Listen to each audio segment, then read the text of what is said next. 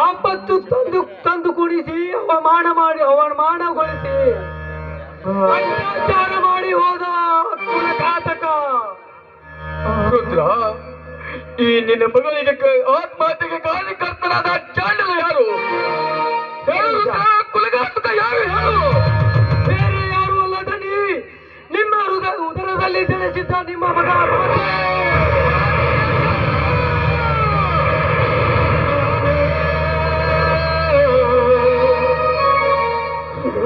ಬಸದಲ್ಲಿ ಸಾಕಿದ ಗಿಳಿ ಎಂದು ನಾನು ತಿಳಿದುಕೊಂಡಿದ್ದೆ. ಆದರೆ ಕುಟುಂಬದ ಮಾತು ಕೇಳಿ ಹಸಿ ಮಾಂಸ ತಿನ್ನುವರನ್ನ 10 ದಿನ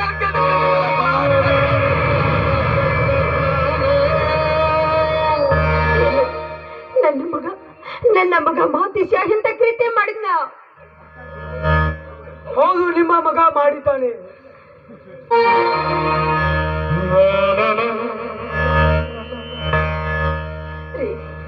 ನನ್ನ ಮಗ ಮಾತೇಶ ಇಂಥ ಹೇಸಿ ಕೆಲಸ ಮಾಡುತ್ತಾನೆ ಅಂತ ನಾನು ಕನಸು ಕೂಡ ಕಂಡಿರ್ಲಿಲ್ಲ ರೀ, ಕನಸು ಕೂಡ ಕಂಡಿರ್ಲಿಲ್ಲ.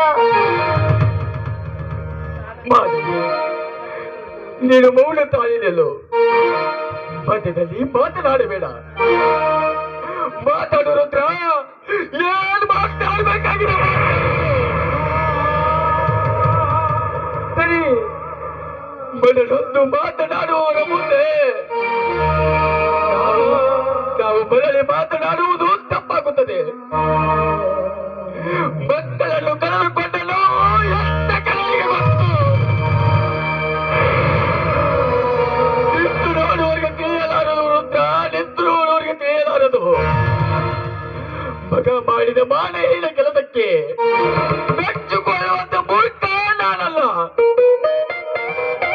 ತಪ್ಪು ಯಾರೇ ಮಾಡಿರಲಿ, ತಪ್ಪು ತಪ್ಪೇ.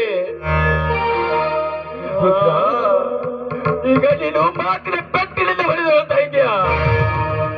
ಇಷ್ಟೇ ಸಾಲದು ರುದ್ರ, ನಿನ್ನ ಕಾಲಲ್ಲಿ ಚಪ್ಪಲಿಂದ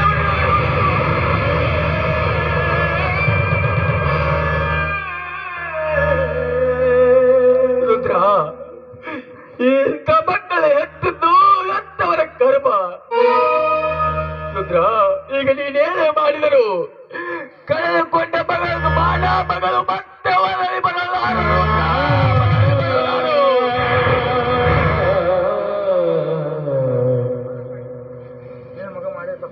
ನಿಮ್ಮ ಮಗ ಮಾಡಿದ ತಪ್ಪನ್ನು ನಾನು ಮರೆತು ಬಿಡಲಿದ್ದೇನೆ.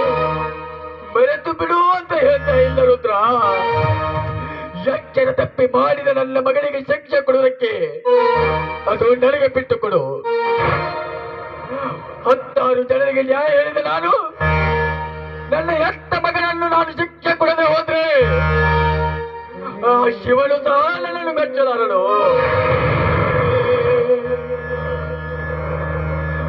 ಆದರೆ ನಿನ್ನ ಹತ್ತಿರ ಒಂದೇ ಒಂದು ಮಾತು ಕೇಳುತ್ತೇನೆ. ಕೇಳಿದರೆ ಕೇಳಿ, ಏನು ಹೇಳಿದೆ? ರುದ್ರ, ನನ್ನ ಮಾತು ನಡೆಸಿಕೊಡ್ತೀಯ? ಏನು ಬೇಡ್ತೀರಿ? ಬೇಡಿದನಿ, ನಡೆಸಿಕೊಡುತ್ತೇನೆ. ರುದ್ರ, ಇದು ಮಾನವಂತರ ಮನೆತನ.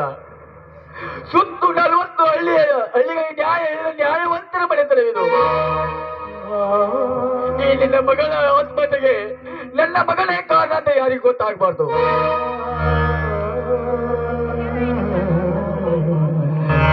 ಇದು ಕೊನೆ ಅಲ್ಲ.